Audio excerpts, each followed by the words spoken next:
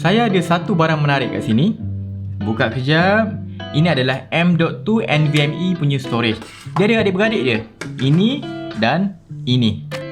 Storage.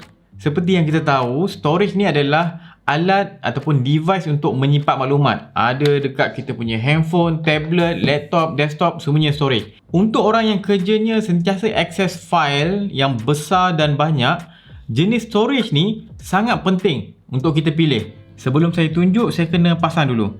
Saya cabut graphic card ni kejap, pasang dekat M.2 punya slot. Ini untuk M.2 punya storage. Saya screwkan. Alright. Pasang balik dia punya graphic card. Okay. Ini adalah SATA connector. Saya nak cocok dua storage, jadi saya pasang dua lah kat sini. Satu saya connect, ini untuk power punya. Power dulu, lepas tu kita connect balik kita punya SATA connector. Okay. Satu lagi SSD. Alright. Sekarang kat komputer saya ada 3. Hard disk biasa, SSD dan saya punya NVMe punya SSD. Kita test speed dulu. Ini untuk hard disk biasa. Dalam 100 MB per second write dan read lebih kurang lah 100 MB per second read dan write. Saya test SSD pula. Yang tadi punya SSD start dalam 450. Dua-dua lebih kurang, write dengan read 450 lebih kurang lah. Sekarang yang NVMe punya SSD, tengok, daripada 450 dia naik sampai 3000 MB per second. Laju. So kita dah nampak sekarang ada beza speed antara normal punya hard disk, HDD hard disk, dengan kita punya SSD solid state drive, dan kita punya ini, kita punya M.2 NVMe punya SSD. Nampak? Banyak beza. Yang ini kita dapat beberapa puluh megabyte per second. Ini kita boleh cecah ratus-ratus megabyte per second. Ini kita cecah 1000 megabyte per second. Tinggi.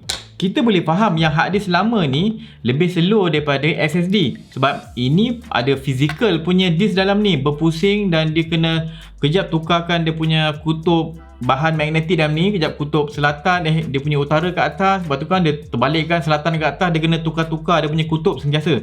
Jadi leceh. Tu yang agak slow sikit. Kalau yang ini dia lebih laju sebab dia umpama pen drive, dia solid state drive. Dia tak ada bahan, tak ada benda mechanical lah dalam ni. Yang ini ada benda mechanical, ni tak ada. Dia boleh access data tu agak instant. Dia macam okey, data sana. Dia boleh access. Kalau yang ini, data yang dia access tu dia kena pusing dulu. Okey, data kat sini. Dia pusing disk, data kat sini. Dia banyak step dia kena buat kerja kan. Yang ni tak, dia terus sana punya data, sana data. Itu laju sikit. Kita punya M.2 punya storage yang NVMe, dia special sikit. First, dia punya beza connection dia. Ini kita pakai SATA. Ni, kita pakai kabel ni, kita boleh cocok dekat sini. Ini kita panggil SATA kabel. SATA ni dia connect pada kita punya chipset. Dekat komputer kita ada chipset. Okey, ni. Ini komputer. Ini adalah chipset yang ini. Ini chipset. Chipset ni mengawal macam-macam benda.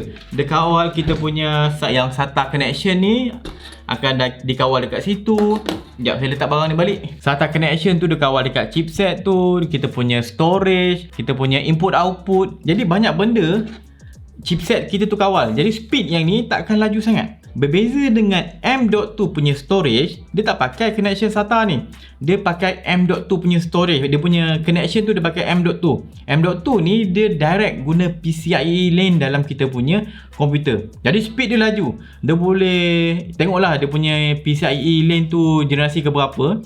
Kalau yang biasa ni kita boleh cecah sampai 3500 megabyte per second. Satu saat 3500 MB dia boleh cecah, lebih kurang macam tu lah. Yang M.2 punya storage ni ada yang M.2 SSD biasa.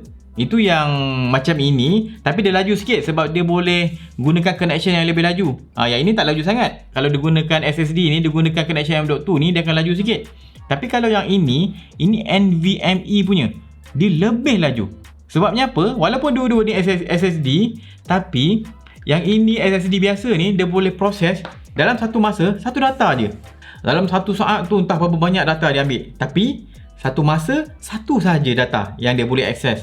Kalau NVMe ni, dia adalah protokol. Proses data tu lebih efisien. Satu masa dia tak akses satu maklumat. Satu masa disebabkan ada NVMe ni, dia proses banyak maklumat. Dia umpama ada maklumat tu dia ambil. Sebab tu ini lebih laju daripada SSD. Okey, sekarang kenapa kita beria sangat nak storage yang laju?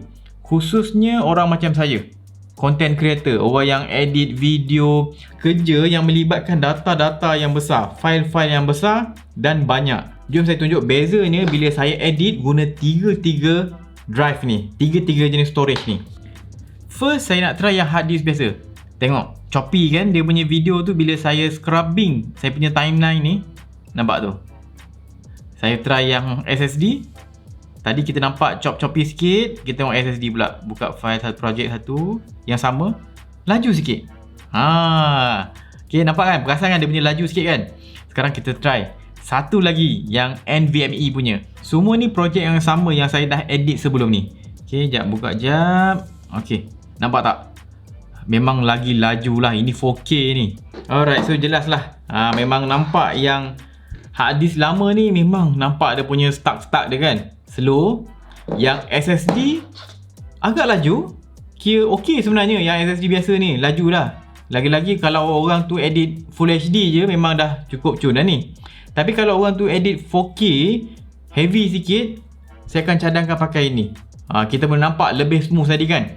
Mungkin korang akan rasa alah dia punya stuck tu sikit-sikit je. Yang tadi saya just scrubbing gitu saja. Yang tadi tu saya tunjuk perbezaan antara scrubbing saja. Sebab itu projek yang sudah diedit. Kalau sedang kita edit from scratch daripada start sampai habis, ini akan bagi efek banyak. Kenapa saya cadangkan pakai NVMe punya? Sebab dalam satu masa yang saya terang tadi kan, dalam satu masa NVMe ni boleh akses banyak data. Banyak data serentak. Video ni ada banyak file dan setiap file tu ada banyak dia punya tempat tu. Dia punya contoh clip A, clip B, clip C. Kita bukan gabungkan semua A, B, C. Tak. Clip A mungkin kita nak separuh saja.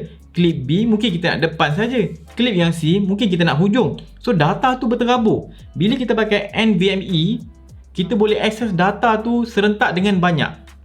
Tu yang kita punya editing tu akan efisien sikit. Bila kita drag file masuk dalam projek, file sana masuk dalam projek, dia cepat. Compare dengan SSD, dia agak slow sikit. Yang ini jangan ceritalah. Kadang-kadang nak satu video, kalau 4K saya edit kat sini, satu video tu saya nak tarik masuk timeline memang mau 10 saat, silap 30 saat baru dia settle masuk timeline. Video yang size 12GB baru satu klip. Lama saya tunggu yang ini. Yang ini cepat sikit. Tapi kalau saya dah efficient edit, memang saya akan pakai NVMe punya storage. Kalau dulu saya berat sikit nak telan harga M.2 NVMe punya SSD ni, sebab mahal. Kalau dululah memang mahal. Harga kalau yang 1TB ni memang harga 1,200 macam tu, 1,200, 1,400. Mahal storage dia. Masa saya buat komputer dulu, saya memang tak sanggup lah nak beli storage yang harga sampai 1,400. Saya memang nak laju tapi saya terpaksa pakai yang kecil sikit. 512 punya kan. Itu pun harga dalam 600, 700 dulu. Tapi yang ini sekarang macam ini daripada Western Digital ni, yang ini. Saya pakai ni WD Blue SN570. Dia siap bagi sebulan lagi kalau kita nak main dengan Adobe Creative Cloud punya software. Harga dia jap. 471 untuk 1TB. Ini first time saya tengok harga ni sebenarnya.